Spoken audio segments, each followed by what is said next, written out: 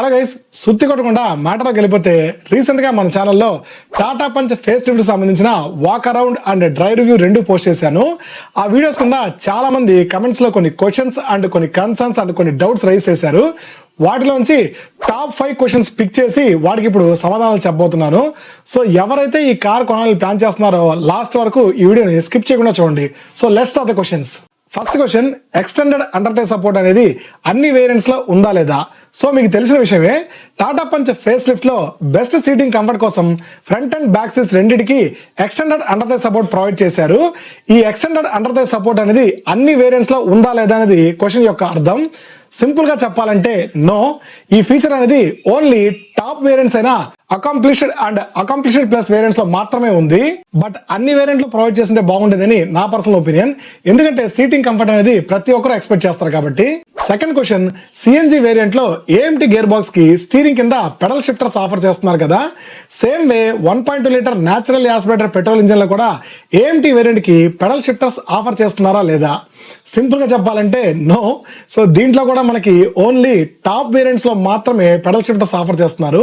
ఎందుకంటే నేను lower variant అయిన ప్యూర్ ప్లస్ వేరియంట్ లో ఏఎంటీ వేరియంట్ చూశాను, దాంట్లో పెడల్ షిఫ్టర్స్ ఆఫర్ చేయట్లేదు. సో సింపుల్ గా చెప్పాలంటే కాస్ట్ కటింగ్ లో భాగంగా దీన్ని కూడా ఓన్లీ టాప్ వేరియంట్స్ కి మాత్రమే పరిమితం చేశారు. Third question, 1.2 litre natural aspirator petrol engine లో కొంచెం ల్యాగ్ ఉంటుంది కదా, ఆ ల్యాగ్ అనేది ఈ ఫేస్ లిఫ్ట్ వర్షన్ లో కూడా కంటిన్యూ అయిందా లేదా ఏమైనా ఇంప్రూవ్ అయిందా?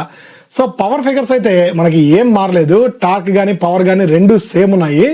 సో ఆ ల్యాగ్ అనేది మీకు అలాగే కంటిన్యూ అవుతుంది, ఏ తేడా అయితే ఉండదు. ఈ ల్యాగ్ ని ఓవర్కమ్ చేయడానికి కొత్తగా 1.2 లీటర్ టర్బో పెట్రోల్ ఇంజిన్ తీసుకొచ్చారు.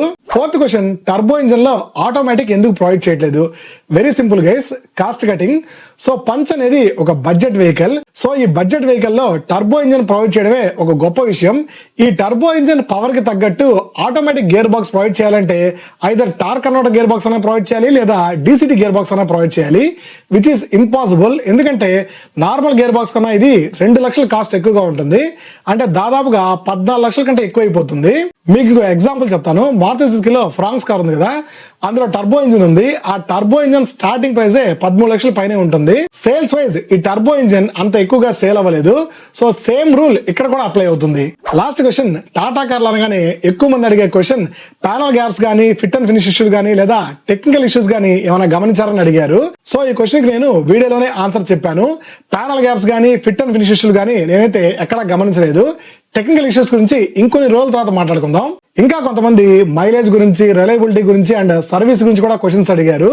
సో మీ మేజర్ ప్రయారిటీ అనేది సేఫ్టీ అయినప్పుడు వీటన్నిటి గురించి ఎందుకు ఆలోచిస్తున్నారో నాకైతే అర్థం కావట్లేదు.